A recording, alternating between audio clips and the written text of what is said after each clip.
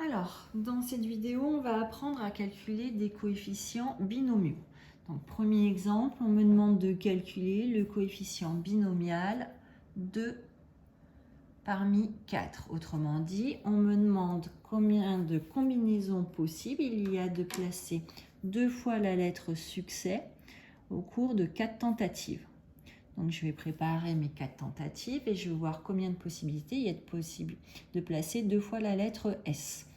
Je vais commencer par toutes les combinaisons qui commencent par la lettre S.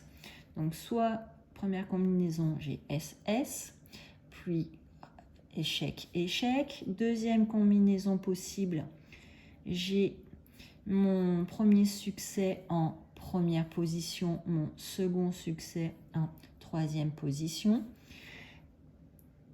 Troisième combinaison possible qui commencera par un succès. J'ai mon premier succès en première position et mon deuxième succès en dernière position. Là, on a listé toutes les combinaisons possibles qui ont le premier succès en première position. Maintenant, on va regarder toutes les combinaisons possibles qui me permettent de placer 2 fois la lettre succès sur 4 tentatives avec la première lettre succès rencontrée en deuxième position. Donc, première combinaison possible, c'est je commence par un échec, suivi d'un succès, suivi de nouveau d'un succès, puis d'un échec. Ou alors, mon premier succès, on a dit en deuxième position, et mon second succès en quatrième position. Il n'y a plus de combinaison possible avec 2 fois la lettre S et ayant la première fois la lettre S en deuxième position. On va maintenant se demander est-ce qu'il y a des combinaisons possibles avec la première fois où on place la lettre S en troisième position. Eh bien, il y en a une. Il faut alors que le deuxième succès soit en quatrième position.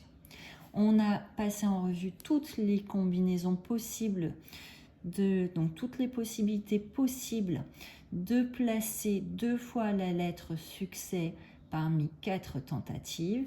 Et donc, on a trouvé qu'il y avait 1, 2, 3, 4, 5, 6 façons de placer 2 fois la lettre S parmi 4 tentatives. Donc, le coefficient binomial qui correspond à 2 parmi 4, il est égal à 6. On se rend bien compte que cette méthode, elle a des limites. Si je vous demande de calculer, par exemple, un coefficient binomial avec des valeurs bien plus importantes, je ne vais pas m'amuser à tout taper et à chercher toutes les combinaisons possibles. Par exemple, si je vous demande quelle est la combinaison,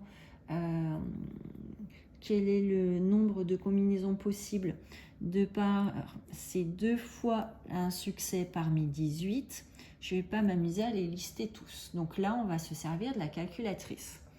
Avec la calculatrice, alors, quand vous êtes chez Casio, chez les Casio, vous commencez par taper sur la touche Option. Là, vous arrivez sur un écran. On cherche, nous, la touche Proba. Elle n'est pas sur cette première page. Donc, on va taper sur la flèche, autrement dit sur la touche F6, afin de taper ensuite sur la touche Proba. Quand on tape sur la touche Proba, ce qu'on va chercher, attention, c'est la touche NCR. Alors, le N, ça correspond à notre paramètre, le nombre de répétitions d'épreuves de Bernoulli qu'on a eu. Donc, on va commencer d'abord, donc là, attention, on va d'abord commencer par taper 18. Ici, il y a 18 tentatives. Donc, on tape d'abord le 18. Ensuite, on va taper la touche NCR. Et enfin, on tapera sur la touche 2. Donc, le N, c'est notre paramètre, le nombre de tentatives effectuées, donc 18. Et R, c'est le nombre de succès qu'on souhaite. Et quand on tape là-dessus et ensuite sur Entrée, on obtient le résultat 153. Quand on est chez les TI, alors, chez les TI, on va taper sur la touche Maths. Ensuite, on va choisir Proba. Ensuite, on va choisir la touche 3 avec les combinaisons. Là, sur notre écran, va s'afficher donc ceci, avec 2 cases à compléter. Là encore, la première, c'est comme chez les Casio, c'est le N, le paramètre de notre schéma de Bernoulli.